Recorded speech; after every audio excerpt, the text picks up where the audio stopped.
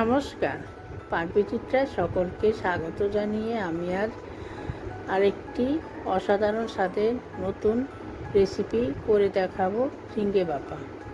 এটি একটি সম্পূর্ণ নিরামিষ রেসিপি।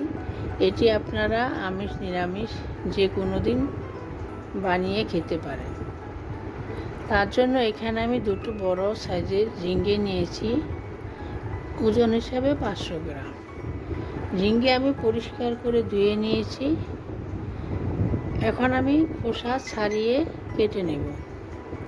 দেখুন, আমি ঝিঙে খোসা ছাড়িয়ে একটু ডুমো করে কেটে নিয়েছি। এখন একবার জল দিয়ে ধুয়ে নেব। ঝিঙেগুলো আমি সব একই সাইজের করে কেটে নিয়েছি।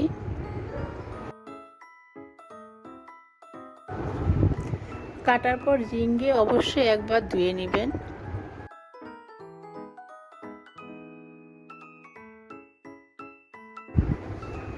এখন একটি মিক্সিং জার নিয়েছি, তার মধ্যে 3 টেবিল চামচ কালো সর্ষে দিয়ে দিচ্ছি। আপনারা চাইলে সাদা সর্ষেও দিতে পারেন। সাদা সর্ষে অ্যাড করলে কালো সর্ষের পরিমাণ কমিয়ে দেবেন। যতটা সাদা সর্ষে দেবেন ততটা কালো সর্ষে কমিয়ে নেবেন। দিয়ে দিচ্ছি 3 টেবিল চামচ পোস্ত, 2 টেবিল চামচ নারকেল কোড়া দিলে খেতে খুবই ভালো হয়।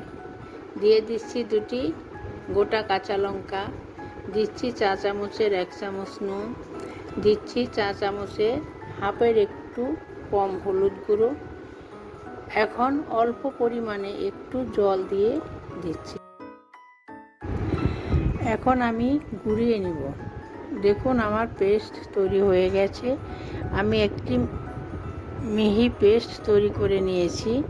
এখন একটি পাত্রে আমি কেটে রাখা ঝিঙে নিয়েছি। এখন বানিয়ে রাখা পেস্ট দিয়ে দিব। দিয়ে দিচ্ছি 4 থেকে 5 টেবিল চামচ সরষের তেল, দিচ্ছি চা চামচের হাফ চামচ চিনি। এখন আমি একটি চামচের সাহায্যে ভালো করে মাখিয়ে নিব। আপনারা চাইলে হাতে মাখিয়ে নিতে পারেন। দেখুন, আমার মাখানো হয়ে গেছে।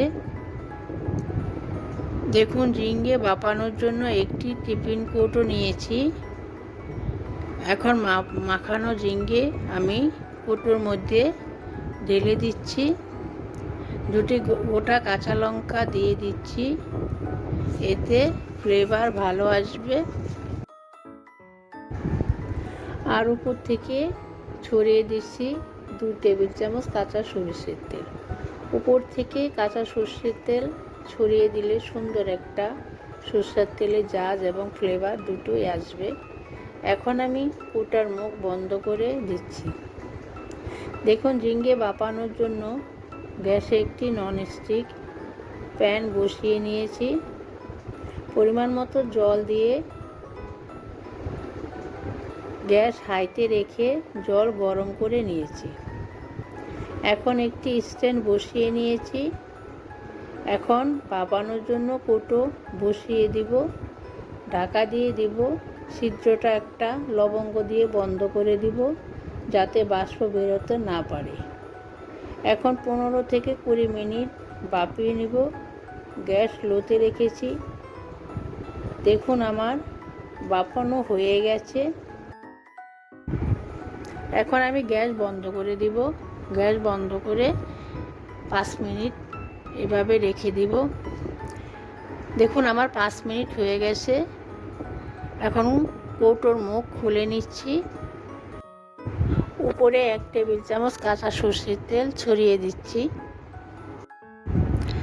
আমি যেভাবে রান্না করলাম আপনারাও একইভাবে রান্না করে পয়লা বৈশাখ উপলক্ষে গরম গরম ভাতের সাথে ভাতের প্রথম পাতে খাবেন, দেখবেন খুব ভালো লাগবে। আমার রেসিপিটি কেমন লাগলো আমার কমেন্ট বক্সে অবশ্যই কমেন্ট করে জানাবেন। আমার চ্যানেলটি অবশ্যই সাবস্ক্রাইব করবেন।